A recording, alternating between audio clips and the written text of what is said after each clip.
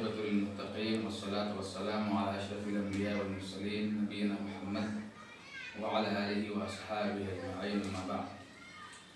أعوذ بالله من الشيطان الرجيم. بسم الله الرحمن الرحيم.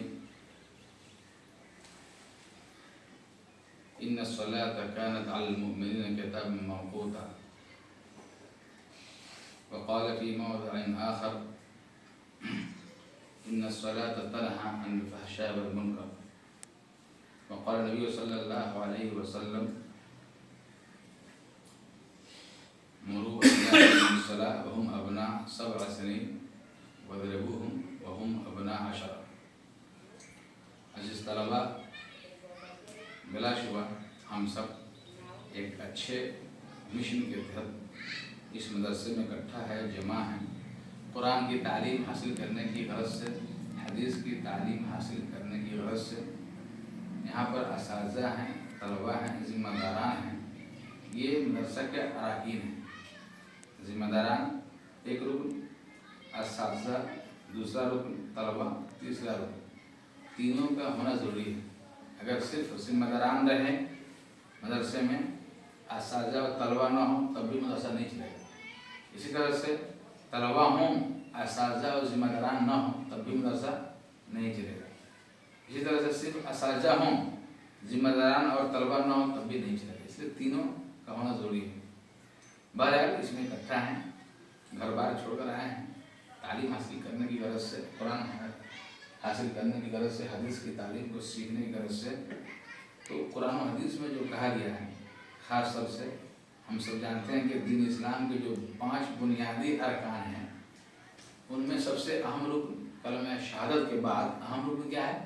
نماز ہے. دوسرا اہم رکن کیا ہے؟ نماز ہے. اور نماز دین اسلام کا ایک رکن ہے.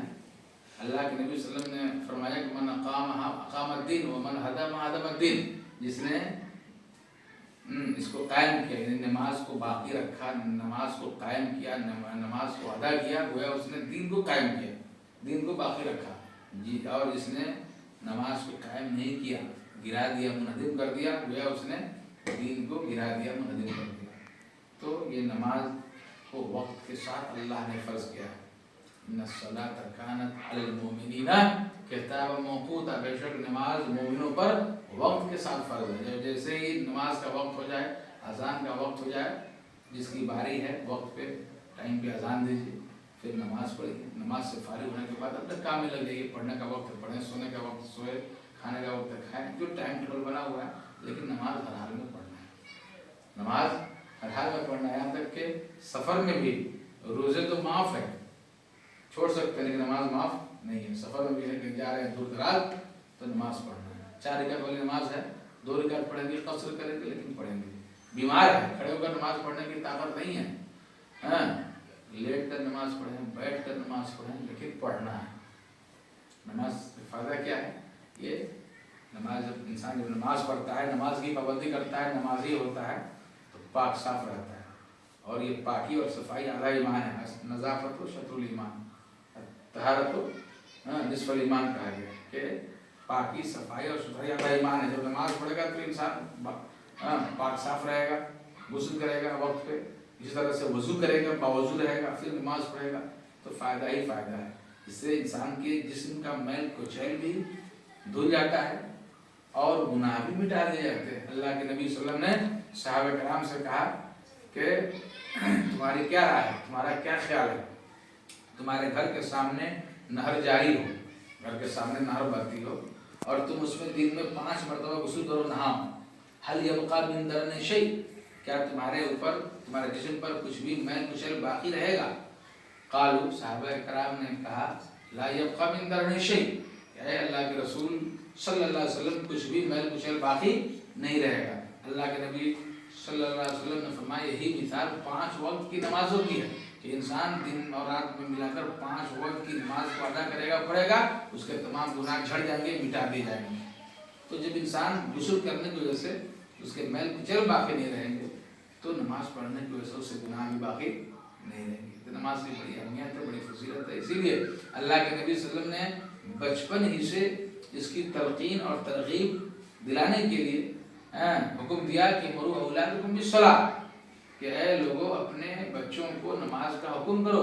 جب بچہ ہم ابنا سب ایسے نہیں، جب بچہ 7 سال کا ہو جائے وَضْرِبُوهُمْ وَهُمْ أَبْنَاءُ 10، اور جب نماز نہ پڑھے چھوڑے تو مارو. کب؟ جب 10 سال کی عمر کو پہنچ جائے.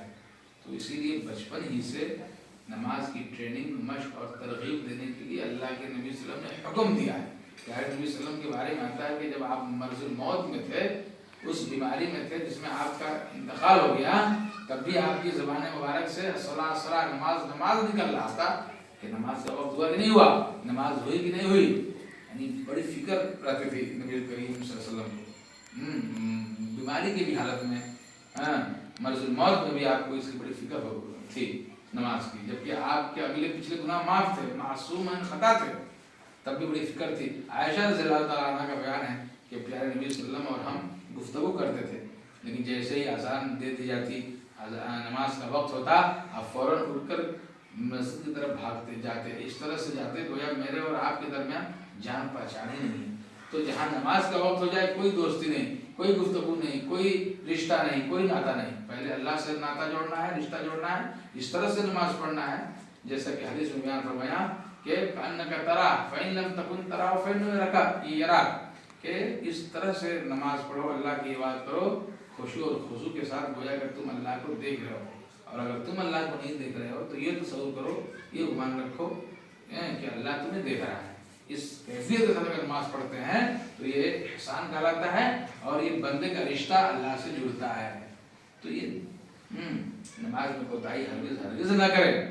یہاں آپ امانت ہے، آپ کے گھر والوں نے بھیجا ہے تاکہ آپ انسان بن جائیں، آپ آدمی بن جائیں، آپ حافظ بن جائیں، آپ عالم بن جائیں. اس نیت سے آپ کے گارجین اور والدین نے بھیجا اور خرچ بھی کر رہے ہیں، تو آپ خوب محنت سے جی لا کر پڑھیں، دل لگا کر پڑھیں، محنت کریں، وقت کا استعمال کریں اور کتابوں کو یاد کریں، قرآن کو یاد کریں، سورتوں کو یاد کریں، حدیث کو یاد کریں، دعاؤں کو یاد کریں. بچپن میں یاد کرنا الحفظ فی الصغر کالنقش فی الحجر، بچپن میں یاد کرنا پتھر پر لکھنے کے معنی میں جو انمٹ ہوتا ہے، آسانی سے نہیں ملتا ہے. اس لیے یہ موقع ہے، اس موقع کو غنیمت جانیں، وقت کی پابندی کریں، نماز کا اہتمام کریں. اسی میں دنیا اور آخرت دونوں میں بھلائی ہے.